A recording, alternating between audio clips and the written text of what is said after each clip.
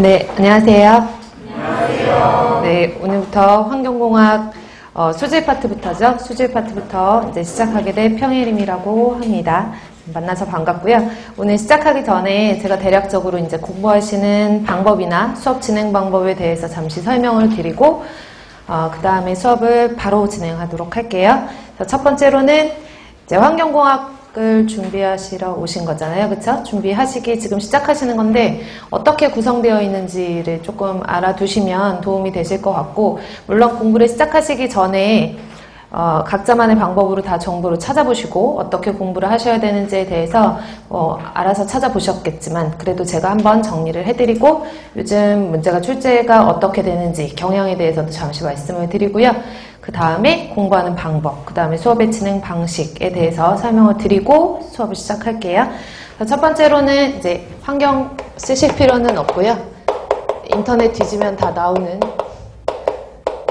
정보예요. 그래서 환경공학이라고 하면 되게 포괄적이거든요. 뭐 오시기 전에 인터넷 많이 찾아보셨죠? 그러면 환경공학은 제 이름도 많이 찾아보셨겠죠, 그쵸? 그럼 제 이름을 찾아보시면 양이 엄청 방대하다가 대부분 써 있더라고요. 그래서 수업 과정 자체가 이제 양이 많고 수업 그 회차가 좀 많기 때문에 여러분들이 아마 좀 주춤하신 분들도 계시겠지만 환경공학이 어떻게 구성되어 있는지 알고 계시면 왜 양이 방대할 수밖에 없는지에 대해서 좀 이해를 하실 수가 있거든요.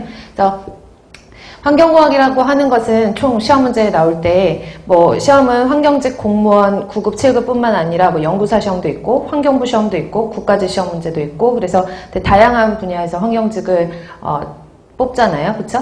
뽑는 과정에서 환경공학이라는 과목 안에 포함되어 있는 과목은 첫 번째로는 수질환경, 환경 뺄게요. 두 번째로는 대기환경, 세 번째로는 뭐 있죠? 다 알고 계시죠?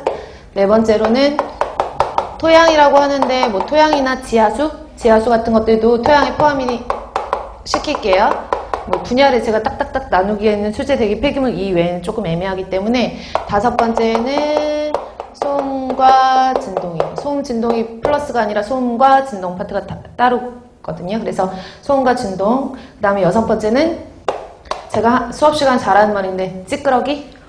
그래서 뭐 우리가 보통 환경공학에 당연히 환경 같은 경우에는 상당히 많은 과목들이 포함되어 있기 때문에 과학기술이잖아요. 그쵸?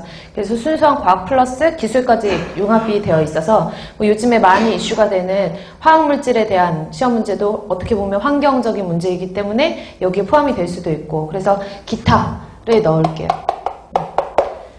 그래서 과목은 이렇게 되고요. 이제 각각의 과목마다 여러분들 환경공학 공부를 하시려면 기사나 산업기사라는 시험을 들어보셨을 거예요. 그러니까 그런 시험에 이제 과목별로 나누면, 물론 환경공학은 기사나 산업기사 시험은 아니지만 거기에 어떻게 보면 벗어날 수는 없거든요. 그래서 수질 같은 경우에는 과목이 개론, 수질오염 개론이라는 게 있고, 그 수질오염 물질들을 어떻게 처리할 것인지에 대해서 나와 있는 게 방지기술이라는 과목이에요. 그래서 방지기술, 그 다음에 수질에서는 상하수도라는 걸 배우거든요. 그래서 상하수도, 공정시험 기준, 법규, 수질오염 관계 법규 이렇게 구성되어 있고, 대기 같은 경우에는 개론, 똑같이 마찬가지로 대기오염 방지기술, 그 다음에 연소공학, 그 다음에 마찬가지로 공정시험 기준. 공정시험 기준은 실험하는 거거든요. 그래서 실험에 대한 내용들이 나와 있는 것이 공정시험 법이었는데 이제 법에서 기준으로 변경이 된 거죠. 그 다음에 대기오염 관련 법규. 근데 여기서 법을 보시면 조금 이따 설명드리겠지만 법이 하나가 아니라 여러 개가 이제 대기 환경에 관여되어 있는 법규, 수질 환경에 관여되어 있는 법규들이 여러 가지이기 때문에 법만 해도 조금 많거든요. 양이 많고, 그 다음에 폐기물 같은 경우에도 마찬가지로 폐기물 처리 개론이라고 하고 폐기물의 처리에 대해서 설명을 할 것이고, 그 다음에 뭐 소각, 열회수 뭐 이런 내용에 대해서 설명을 드리고, 사실 공정시험이나 법규 같은 경우에는 폐기물 같은 경우에 보통 시험 문제에 많이 출제가 되지 않는 편이라서 이거는 제가 이렇게 언급을 많이 하지 않을 거예요. 근데 어쨌든 폐기물도 공정시험 기준이 있고 그 다음에 관련된 법규가 있다라는 거 알고 계시면 되고요. 그 다음에 토양하고 지하수도 마찬가지로 토양 파트의 개론과 그 다음에 토양을 처리하는 처리 방법, 처리 기술이라고 할게요. 그 다음에 지하수도 마찬가지로 개론과 처리 기술로 나뉘어서 토양이 오염되었을 때 그 토양을 어떻게 처리하면 될 것인가가 거의 대부분 주라고 보시면 되죠. 그리고 소음 같은 경우에도 소음 파트와 진동 파트로 나뉘어서요. 제가 이제 폐기물부터는 다 모든 기사나 산업기사 그 항목들을 다 나열한 거는 아니거든요. 그래서 대략적으로 이제 이런 식으로 구성이 되어 있다고 보시면 되고요.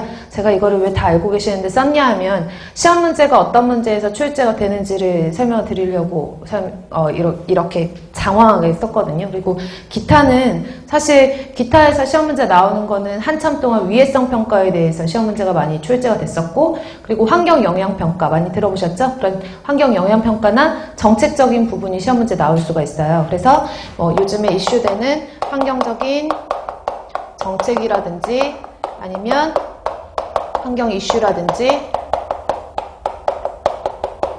뭐 이런 것들에 대해서 시험 문제가 나오죠. 그래서 예를 들어서 뭐 위해성 평가라든지 화학물질 독성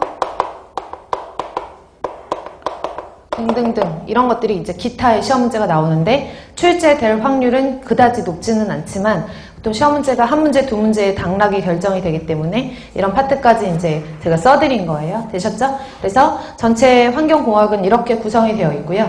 시험 문제 나오는 거는 보통 9급 시험이나 7급 시험이나 연구사 시험, 그리고 환경부 시험 이렇게 시험마다 각각의 특성들이 있거든요. 근데 제가 알기로는 보통 연구사 준비하시는 분들도 계시고 7급 준비하시는 분들도 계시지만 대부분의 학생들의 그 준비하시는 그 시험에 확률적인 퍼센테이지로 보면 9급 시험 준비하시는 분들이 가장 많잖아요. 그래서 시험을 일단 9급 시험을 기준으로 다른 것들도 마찬가지겠지만 설명을 드리면 전체적인 포인트를 보면은 수질 시험 문제가 가장 출제 비율이 많아요. 그래서 환경부는 시험 문제가 50문제가 나오거든요. 환경공학이 50문제가 나오는데 그것을 제외하고 나머지는 20문제를 기준으로 설명을 드리면 20문항 중에서 평균적인 수치예요. 항상 똑같은 건 아니고 변동은 될 수 있으나 20문항 중에서 보통 7문제에서 8문제 정도는 수질에서 나와요. 수질에서. 그래서 수질에서 나오는 퍼센테이지가 7문제에서 8문제고 대기 같은 경우에도 평균적으로 많으면 7문제, 8문제 이렇게 수질이랑 거의 엇비슷하게 나오기도 하고 근데 보통 보면은 수질보다는 한 문제 내지는 2문제씩 덜 나오거든요. 그래서 저는 그냥 6문제에서 7문제 정도 쓸게요. 그리고 폐기물도 변동폭이 있겠지만 2문제 내지는 3문제 정도가 출제가 되고요. 됐나요? 그 다음에 토양이나 지하수, 소음, 진동, 기타 이런 것들이 이제 나머지를 차지를 하는데 시험마다 특성이 있어서 어떤 시험 문제에는 토양 한 문제, 소음, 진동 한 문제 이렇게 나오는 경우도 있고 어떤 시험 문제 같은 경우에는 아예 소음, 진동이 문제가 출제가 되지 않는 경우도 있고 그래서 이 기타는 어쨌든 변동폭이 있기 때문에